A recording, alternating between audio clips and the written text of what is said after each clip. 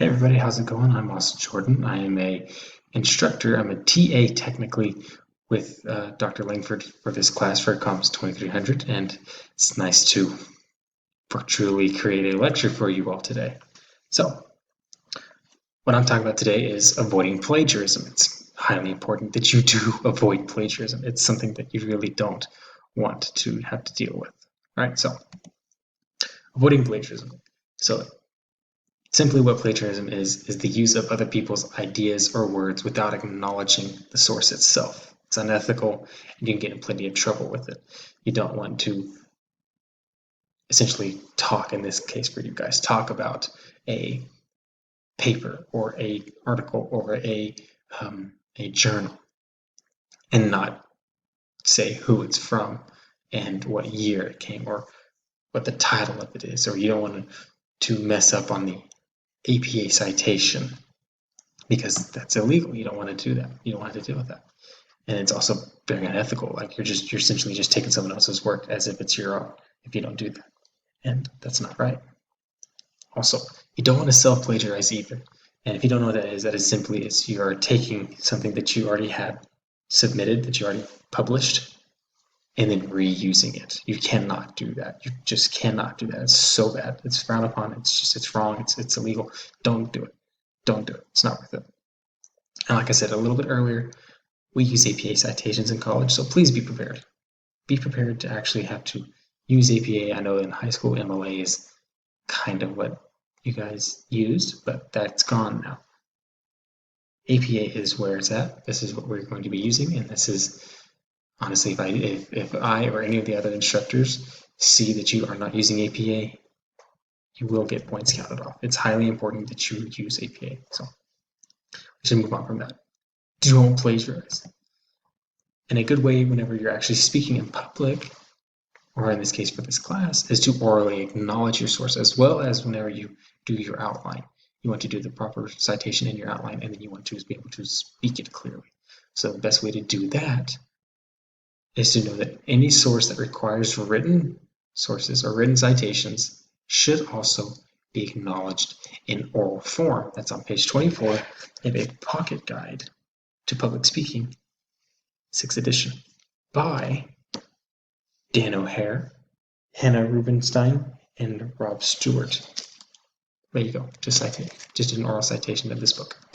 Simple as that. So the best way to do that is you must orally mention two of the following elements, either the author, the year, or the title. Just give me the author or the title, or the author of the year, or the year and the title, whatever it may be.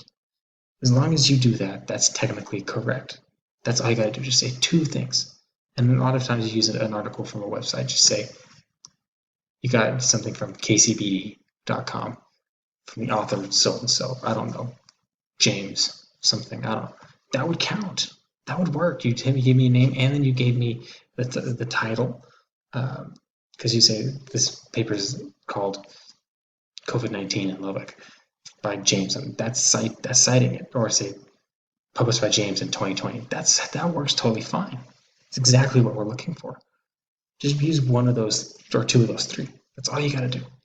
It's really easy, and it's an easy 5 points on your speech if you do that, because there's a grading rubric that we use, and it's literally, did they cite correctly? If they did, you get 5 points. Easy, done. So, and then these must be followed, otherwise your instructor will, like I said, otherwise will count off points. We will. It's just what we have to do. We are not going to give you any kind of leeway on that. It's just not something we'll do. So then we have citing quotations, paraphrases, and summaries. These are other things that you can use whenever you're actually speaking about the content itself. It's not just about the author and the year or the title. It's actually about the content that you're actually speaking about that they wrote. So when citing other people's work, you can present them in three ways. You can either do direct quotations, which is word for word or verbatim, paraphrase, which is restatement of someone else's ideas in your own words, and summary. It's just a brief overview of someone else's ideas. We tend, as the instructor, to see two of those three direct quotations are used a little bit, but I tend, at least in my experience, I've seen paraphrasing and summary more. Be sure to mix it up, use all three. Trust me, it's really good whenever you're actually doing a speech to get a direct quotation in there, and then you can paraphrase something else and you use a summary somewhere else. It's totally fine. Try to get all of them in there because it really helps with your credibility. And it really helps us whenever we're actually grading. We're like, okay, oh, they use this, and that. They actually switched it up a little bit. That adds a little bit of intrigue. It keeps us instructors on our toes a little bit, and it gets us more interested, which is good. You want that. So use those three, please, and they're very easy.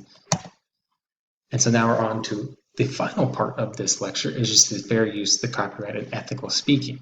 So essentially is you have law, and law is copyright in this case. So a copyright is a legal protection afforded the creators of original literary and artistic works. When you're using this material, you must determine if you actually need permission to use it.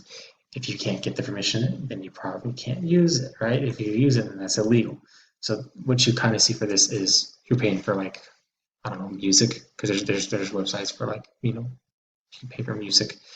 That essentially is what I'm talking about. And then if you don't want to pay, you could always use public domain, so anyone can reproduce it. Since it doesn't fall under the copyright law, which in this case it's the creator's lifetime plus 50 years. So when the creator got this actual copyright, whenever he dies, that copyright still belongs to the family or to the business 50 years afterwards, and it can be used. And so it still can't be used after they're gone. You have to wait 50 years. But once that 50 years is up, it can be used without repercussion. There is a little bit of an issue legally with this right now because of it all you've heard, but technically Mickey Mouse should be getting either in public domain now or close, and they're wanting to change a lot. They're wanting to extend it. They're not going to let Mickey Mouse go, so they may end up doing an exception under business. So we'll have to see how that goes. So the public domain could be suffering soon, but as of right now, there's still plenty to use in the public domain. Then you have common knowledge. So it's information that is likely known by many people and can be described in many different ways. I think of this as like gravity. You can't copyright gravity. You can't literally copyright gravity and then the definition of it because it's widely known, and we can describe that definition in many different ways that it still have the same meaning. So that's kind of what I'm saying. Like, it can be something that everybody knows and still explain it in different ways. And then last but not least, you have fair use. So an exception to the copyright prohibition, which permits limited copyrighted work for scholarship, criticism, comment, news reporting, teaching, or research. In grad school, you tend to use a little bit more for research, or if you're, like, say you're a journalist, you use fair use whenever you're writing about an article that it's about Nike.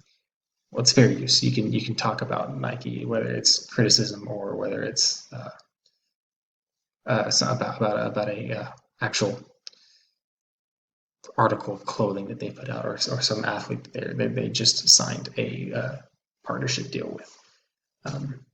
It tends to be mainly used in news reporting, or, you know, even in this case, sometimes criticism. You can criticize a lot of companies. You can even comment about them. It doesn't really matter. There's so many different ways to actually use fair use, and you probably read it every day. Fair use. At some point, you read fair use. So just understand that that's literally just a part of our daily lives now, because that's a part of our media. It's a part of our actual scholarly work. It's a part of really a lot of our ways in life when it comes to reading and seeing certain publications, right? So that's pretty much it. That's all we've got for public speaking, or in this case for avoiding plagiarism, right? These are important. These are things that you should use, because everything I said can be used on an exam. So please, everything that I've got on here, write down in your notes. Get this book if you need it, because it can be really helpful in helping kind of remember these things. It goes in a little bit more detail than even I could. And I went into, I mean, a lot of this is just straight word for word, but there's more in here that you might be interested in learning about. So if you want to get the book, get the book. Otherwise, that's really it for right now. So if you guys are in my class, I'm excited to teach for you. And for anyone else who's not in my class, I'm excited for you to be with whoever is teaching you. So please be safe, wear a mask, don't do anything stupid.